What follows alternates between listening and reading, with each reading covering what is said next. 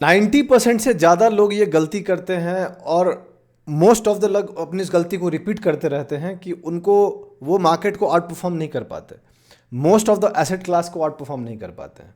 सेबी का डेटा कहता है कि 90% लोग तो पैसा ही नहीं बनाते हैं, और जो लोग पैसा भी बना रहे हैं उसके अंदर 90% लोग जो हैं, वो जो बाकी 10% लोग जो पैसा बनाते भी हैं, उसमें भी 80-90% लोग बहुत सारे एसेट क्लास को आउट परफॉर्म नहीं कर पाते हैं। हमारा जो इंडेक्स है उसको बहुत लोग बीट नहीं कर पाते हैं रिटर्न में। इतना ही डिफ़िकल्ट है मार्केट में पैसा बनाना। बहुत लोगों को लगता है कि मार्केट में पैसा बनाना बहुत आसान है, फ्री मनी है यहाँ पे। ऐसा बिल्कुल भी नहीं है दोस्त।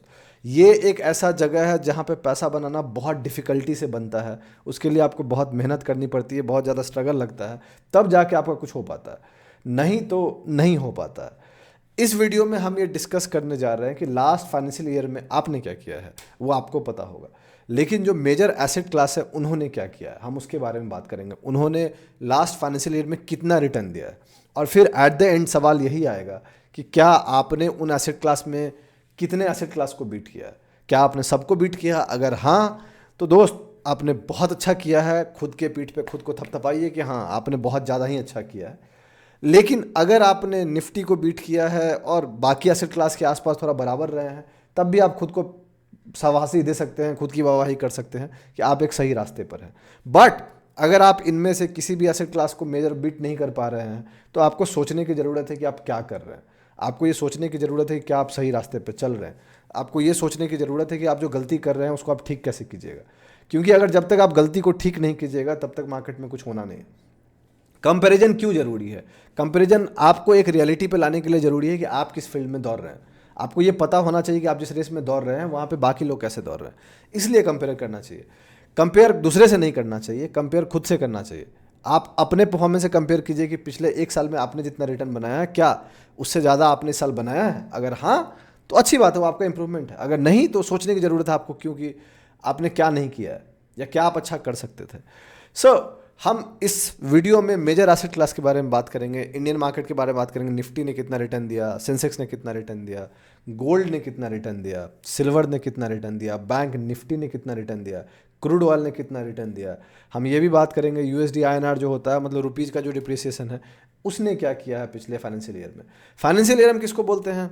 पिछला साल 2024 का 1 अप्रैल से लेके 2025 का 31 मार्च, लॉजिकली इसको एक फाइनेंशियल ईयर कहा जाता है।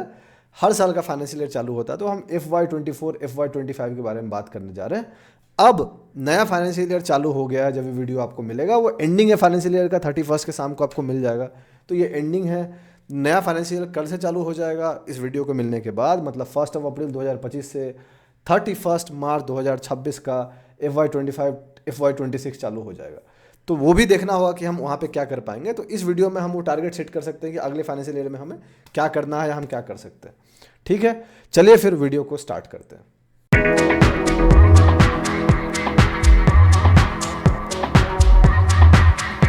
खुद भी वीडियो को पूरा देखिए और अपने दोस्तों के साथ भी शेयर कीजिए। कैसे हैं आप लोग? मेरा नाम ब्रजभूषण है और मैं आप लोग का स्वागत करता हूं आप लोग के अपने चैनल पे, जिसका नाम है ट्रेड विद भूषण। जैसा कि आप जानते हैं कि ये वीडियो में हम बात करने जा रहे हैं कि लास्ट एक साल का रिटर्न क्या रहा है। तो आगे बढ़ने से पहले मैं आपको 2 चीज़ बता देना चाहता हूँ। पॉइंट नंबर 1, मैं से भी रजिस्टर्ड नहीं हूँ। जो भी मैं बात कर रहा हूँ इस वीडियो में वो लर्निंग पर्पज है, कोई टिप या रिकमेंडेशन नहीं है। आप ब्लाइंडली मेरी बात को मत मानिएगा, अपना रिस्क मैनेज कीजिएगा, अपना स्टॉप लॉस लगाइएगा, अपना रिसर्च कीजिएगा, उसके बाद ही आप कुछ कीजिएगा। पॉइंट नंबर 2, आपको कोई फाइनेंशियल डिसीजन लेना है उसके लिए अपने फाइनेंशियल एडवाइजर को जरूर डिस्कस करें, बिकॉज वो सही लोग होंगे आपको एडवाइस करने वाले। हम जैसा इंसान सही लोग नहीं होगा, बिकॉज हमें आपका रिस्क नहीं पता, आपको हमारा रिस्क नहीं पता, हमें आपका माइंडसेट नहीं पता, आपको हमारा माइंडसेट नहीं पता। ठीक है, तो इसका आपको ध्यान रखने की ज़रूरत है। अब बात करते हैं मुद्दे की। तो देखिए दोस्त, लास्ट फाइनेंशियल ईयर में अगर आप इक्विटी में एक्टिवली ट्रेड कर रहे होंगे तो आपको ये पता होगा कि इक्विटी मार्केट इतना आसान नहीं रहा है। पहला 6 महीना आसान था, बाद का 6 महीना डिफिकल्ट था। मैंने एक स्टोरी डाली थी इंस्टाग्राम पे कि आपका फाइनेंशियल ईयर कैसा गया है। बहुत कम लोग का रिप्लाई आया, बहुत कम लोग का। नॉर्मली रिप्लाई ज़्यादा लोग का आता है, बहुत कम रिप्लाई आया। इसका मतलब है रिप्लाई कम 2 ही तरीके पे आते हैं और रिप्लाई ज़्यादा एक कॉमन चीज़ पे आते हैं। जब आप जीतते हैं तो आप सबको बताना चाहते हैं, जब आप हारते हैं तो आप मोस्ट ऑफ द लोगों को बताना नहीं चाहते। अगर रिप्लाई कम आया तो वो ऑटोमेटिक में इंडिकेशन है कि बहुत लोगों ने, उनके लिए फाइनेंशियल ईयर अच्छा नहीं गया है। ये बहुत लोगों के लिए इंडिकेशन है। अगर अच्छा गया होता तो लोग खुद आके छाती पीटते कि दोस्त देखो कुछ लोग हैं जिन्होंने बोला भी है कि वो प्रॉफिटेबल गए हैं, बट बहुत सारे लोग हिम्मत दिखा के बोले कि अच्छा नहीं गया है, बहुत सारे लोग हिम्मत दिखा के बोले कि नहीं यार बहुत अच्छा नहीं कर पाए, पहले कमाए थे बाद में नुकसान कर गए। ये तो बात रही निफ्टी की, लेकिन बाकी एसेट क्लास ने क्या किया है? क्योंकि गोल तो पैसा बनाने का है ना, पैसा तो आप किसी भी एसेट क्लास से बना सकते हैं, चाहे वो निफ्टी से हो, चाहे वो गोल्ड से हो, चाहे सिल्वर से हो। तो अगर आप एक सही ट्रेड लेते, अगर मान लीजिए निफ्टी की जगह आप गोल्ड में पैसा डालते, तब क्या होता? देखने लायक होगा, इंटरेस्टिंग होगा। अगर आपको एक्टिवली आप देखते हो गोल्ड को, तो आपको पता होगा क्या हुआ, गोल्ड काफ़ी ऊपर गया, सिल्वर काफ़ी ऊपर गया। लेकिन इक्विटी मार्केट नहीं किया, तो पिछला एक साल मोर ऑफ अ कम्युनिटी का था इन कंपेरिजन टू इक्विटीज़ का, उससे पहले इक्विटीज़ का था इन कंपेरिजन टू कम्युनिटीज़ का। चलिए फिर चार्ट्स पे और बात करते हैं। तो ये रहा आपका निफ्टी का चार्ट। हम क्या कर रहे हैं, हम राइट क्लिक करके जाके स्केल चेंज कर देंगे राइट यहाँ पे, और यहाँ पे परसेंट कर देंगे। परसेंट से क्या होगा, हम उस डेट पे चले जाएंगे जहाँ से हमें परसेंटेज कैलकुलेट करना है, और ऑटोमेटिक हमें यहाँ पे आ जाएगा क्या हुआ है नहीं हुआ।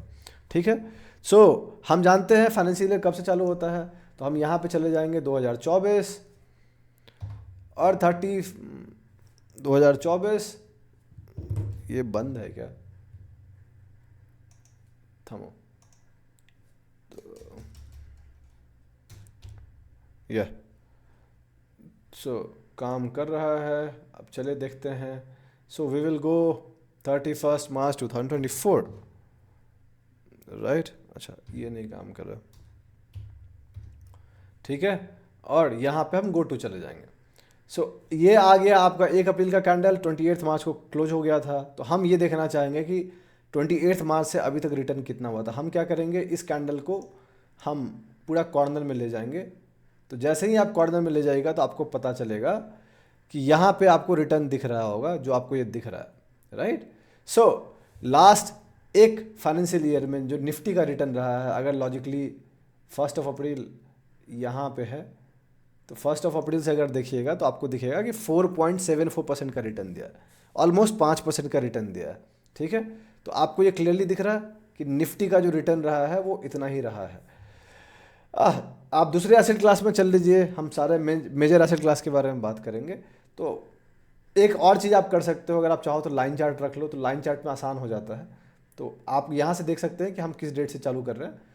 हल्का फल्का डेट ऊपर नीचे हो जाएगा तो रिटर्न में हल्का फल्का फ्लक्चुएशन आ जाएगा, तो आपको देखने लायक होगा। अब चलते हैं, हम बात करते हैं किसकी, हम बात करते हैं सेंसेक्स की। तो सेंसेक्स पे अगर चले जाएंगे हम, तो ये रहा आपके सामने सेंसेक्स का चार्ट, और ये भी ऑलमोस्ट सेम डेट है। रिटर्न आपको 5.75% का रिटर्न दिखेगा।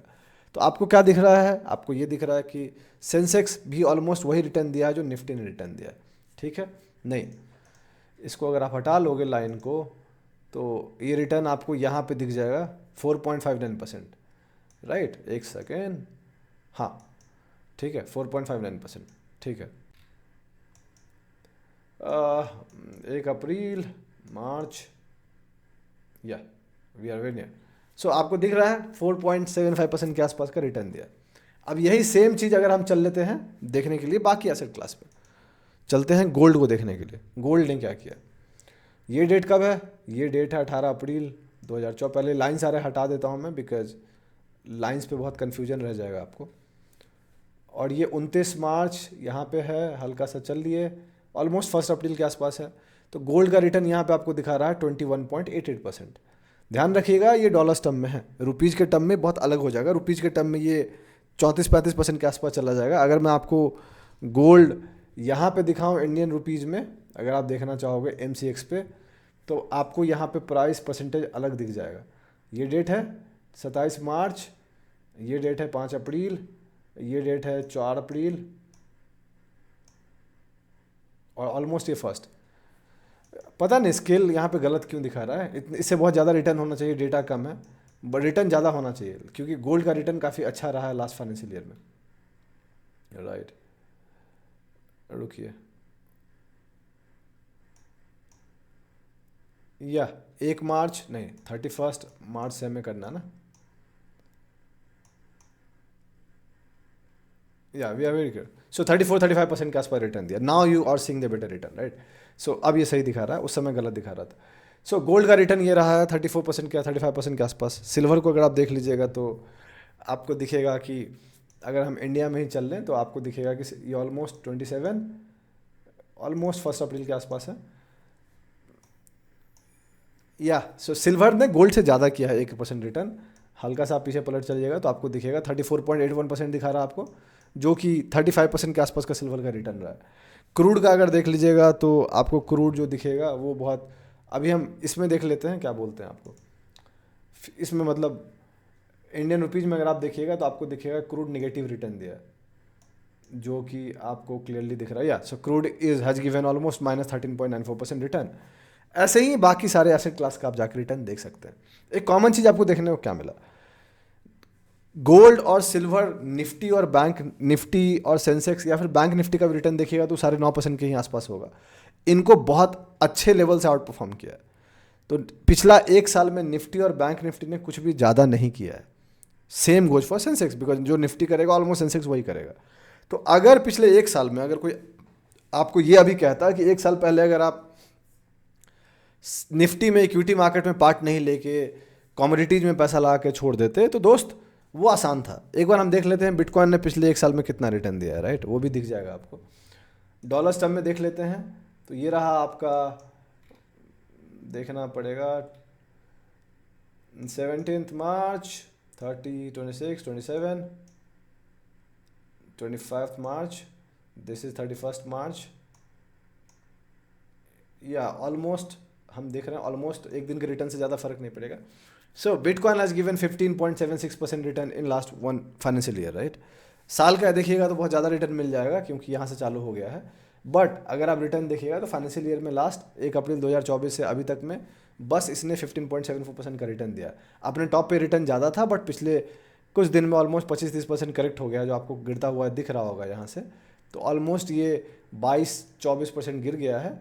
अगर आप यहाँ से देखते तो यहाँ से आपको क्लियरली दिखता कि वो अपने टॉप पे ऑलमोस्ट 50% का रिटर्न दे दिया था। सो ओवरऑल एसेट क्लास जो है वो इक्विटी से अच्छा किया है। आपने कितना बनाया, क्या आपने निफ्टी को बीट किया है? अगर हाँ तो अच्छी बात है, फिर तो आपने कुछ तो किया है। लेकिन जो मेजर रिटर्न है, जहाँ अच्छा पैसा बनाना अगर आपको है तो आपको सोचना पड़ेगा कि जो हायर एसेट क्लास का रिटर्न मिल रहा है जैसे गोल्ड और सिल्वर है। गोल्ड और सिल्वर को मैंने भी बीट नहीं किया विथ ऑल ड्यू रिस्पेक्ट, तो मैं आपको बहुत क्लियर बोल देता हूँ। लेकिन निफ्टी को मैंने बीट किया है, थोड़ा अच्छे मार्जिन से बीट किया है। बैंक निफ्टी को भी बीट किया है, बैंक निफ्टी 9.5% का रिटर्न दिया तो उसको भी बीट किया। बट मेरी कोशिश अगले साल यही होगी कि अक्रॉस एसेट क्लास में सबसे ज़्यादा रिटर्न बनाने का, जो कि मेरा हर साल होता है। इस साल थोड़ा सा बीट हो गया बिकॉज एंडिंग में इक्विटी मार्केट को ज़्यादा ही बुरा हो गया था जितना हम सोचे नहीं थे।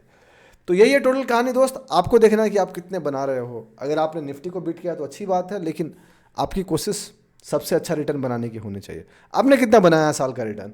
लिख सकते हैं, पैसा मत लिखिएगा, साल का रिटर्न बताइएगा। देखता हूँ आपने कितना बनाया, कमेंट सेक्शन में बताइएगा। यही है टोटल कहानी दोस्त वीडियो में। अगर आपको अच्छा लगा तो आप लाइक कीजिए, सब्सक्राइब कीजिए, चैनल को सपोर्ट कीजिए, हमें अपने दोस्तों के साथ शेयर कीजिए, उनको बोलिए हमारे चैनल को सब्सक्राइब करने के लिए। बहुत जल्दी मैं आपसे अगले वीडियो मुलाकात करूंगा, तब तक के लिए अपना ध्यान रखें, अपने घर वालों का ध्यान रखें। शुभ रात्रि, चीयर्स।